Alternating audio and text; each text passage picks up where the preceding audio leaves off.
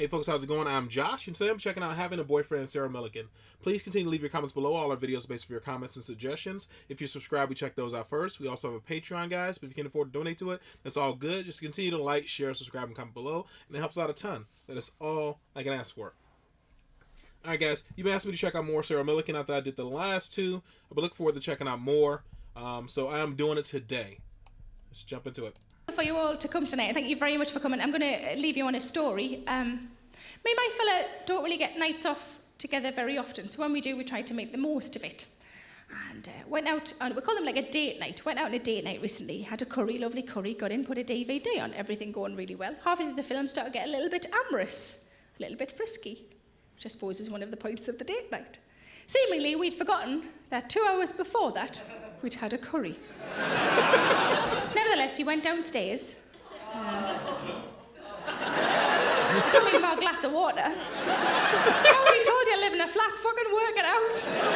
The only reason he'd go downstairs is to do the bins. And that should never be a euphemism for that. Do you fancy doing the bins later on? It doesn't work, does it? No. That sounds gross. So he went, no, Hayes. Do you know I do like that as well, like in that little stupid voice? No, Hayes. That's not how I ask him for it, by the way. No, Hayes, you go downstairs later on. Will you do the bin?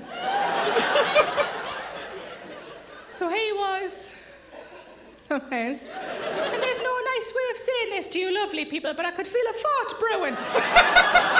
Nobody knows what to do they? There's no plan of action for this. So what I did, and I don't really know I did this, certainly don't know why I'm telling you lot. Similar to in the film Rain Man, I started going, uh-oh. Uh-oh. Uh-oh. And he carried on, because as he told me afterwards, he thought I was doing an impression of Beyonce.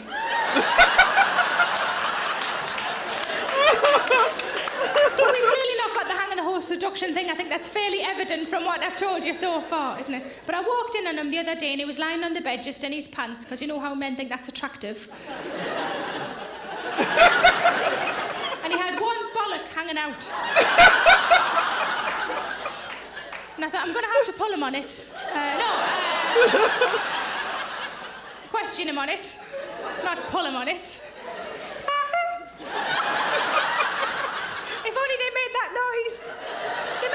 I'd never leave the little buggers alone.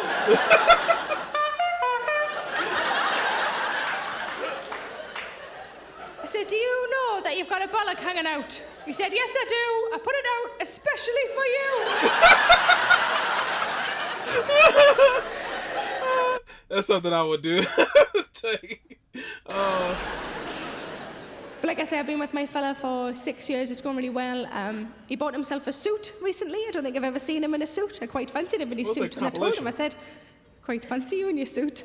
And he said, and I quote, it's very smooth, he said, if you like, I'll leave it on and sort you out all good and proper, all posh and that. I said, you forgot to say Miss Moneypenny on the end. But the only time we ever argue is when it comes to Christmas, birthdays, present giving times, that sort of thing, because he really likes to buy me surprises, and I really hate surprises. We've got a bit of a happy medium now, though, the last couple of years, where I give him a list of pre-approved surprises. 5 or 6 things. He can pick whichever one he likes. I don't know which one it's going to be, so it's still technically a surprise. He came home a few days before my birthday last year, and he said, never guess what I've just done. I said, what have you just done? He said, I've gone off list. He said, I'm not even sure if you're going to like it. I said, why the fuck did you buy it then? I mean, thank you. But a friend of mine who doesn't really know us very well, she said, oh, that sounds like an engagement ring to me. I said, no, it sounds like kaplunk. Oh, shit, I got you. But we have quite busy lives, as I'm sure a lot of you guys do too, and when we go on holiday, we like to go somewhere relaxing, somewhere where we can look at nice scenery and read books. That's all we really want to do.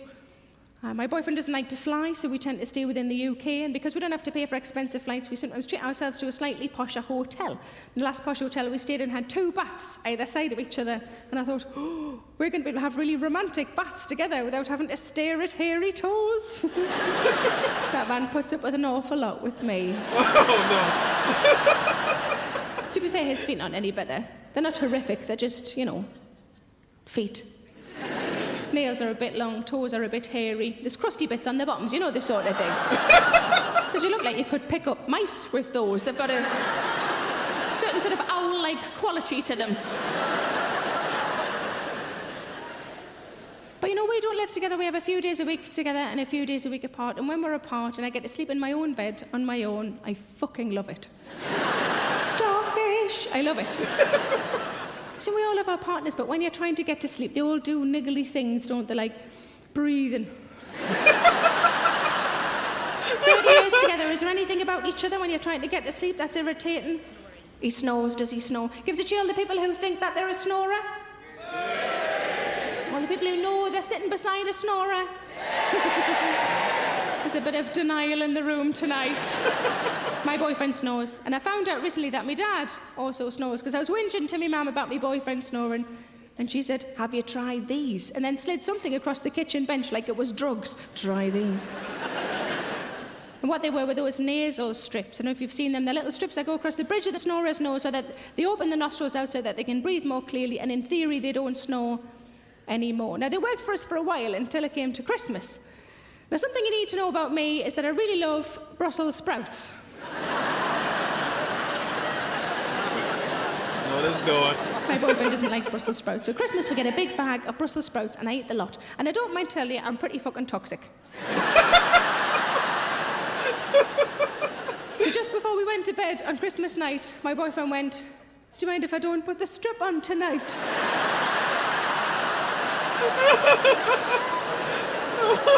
I don't want my nostrils to be any bigger than they have to be. Oh, no. Oh, shit. Another thing he does, he puts his arm across us, and I quite like that, because I feel quite sort of safe and protected, I suppose. But then sometimes he puts his leg across, and I think, oh, now you're taking the fucking piss. The last time we did it, he put his foot, remember, I described it not that long ago. He put his foot on my leg, and he rubbed it up and down. And I went, what are you doing? And he went, I'm being tender.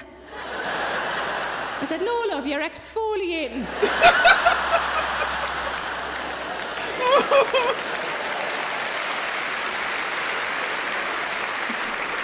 Yeah, I have rough feet. Tay tells me I have country feet.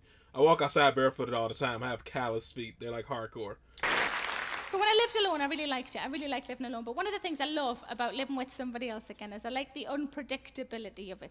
I like that every now and again a sentence will come out that I would never have said. The most recent one, out of nowhere, he just went, your shed's no good to have a wank in. Oh, shit. And I said, that's because it's a greenhouse, love.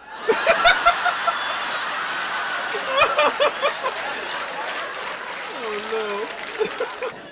But I told you I live on my own. My boyfriend also lives on his own. I think some people think that's quite odd that we've been together a few years and we don't live together. But we sort of feel like we've got the best of both worlds because we have a few days a week together and a few days a week apart. And it's sort of ideal. There was a time that he moved in with me for 3 months because he was between flats and it made sense. And I was fine with it because there was an end date. I'm a bit stuck in my ways. I love you, but bye. And while he was at mine, for those 3 months, I worked away for a week. And when I came back, some things had changed in my flat. And I said, love, one of the towels smells of bums. You got any idea what that might be? Without even thinking, he just went, that'll be me bum towel.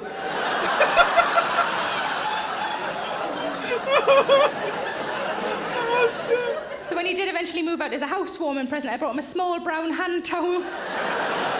It's good because it's brown, he doesn't have to wash it, he can just crack it and use it again. Oh.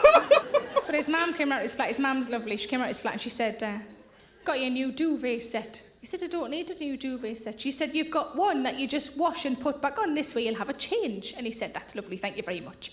So she went to put it on, and it was lovely. It was all patterned, sort of matching. It was really nice. It was a little bit flowery for him, just a little bit flowery for him. And he went in to have a look, and he didn't want to hurt her feelings. He came back out, and he went, she's made me bed gay. I said, no, love, just because it hasn't got spunk in dinner and it doesn't make it gay. Clean, that's the word you're looking for. It's clean. And his mum had overheard, and she came in and she said, it's not a gay bed. If it was a gay bed, there'd be shackles. Oh, no. What DVDs has she been fucking watching? But he is a lovely man. He's lovely. We were in bed the other day, and he got quite animated. And he shouted out, feel how hard that is.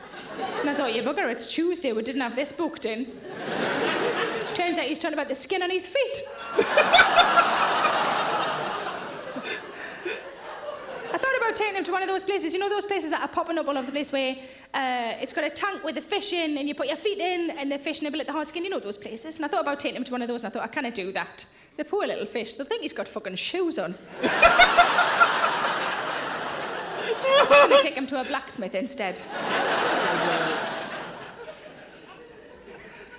But he's lovely. He's the nicest person I've ever met. He's a genuinely good man. And in January this year, I said to him, you know what? I think it's about time we started talking about the future. And that's what I expected from him, like an awkward silence. Maybe some footsteps as he walked the fuck out of me life. But he didn't. He just smiled. Just really like a beam and grin. And I was really touched, and I thought, oh my God, he wants to spend his future with me. Yay. And I said, are you sure you're all right talking about the future? And he went, what, like flying cars and that?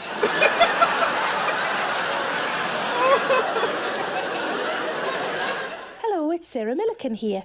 Please make... I heard a couple of those before from the other ones I checked out, and they're still funny. Oh, man. She's a funny chick, man. She's super, really funny, really cute. So that's a great combination. So I definitely want to check out more of her stuff. I didn't even know this was a compilation. But it's cool. A couple of the jokes I heard, they're still funny the second time around. So it is what it is. Alright guys, thank you all for watching. Hopefully you guys are happy, safe, and healthy. And that is it. I'll see you in the next one. Later.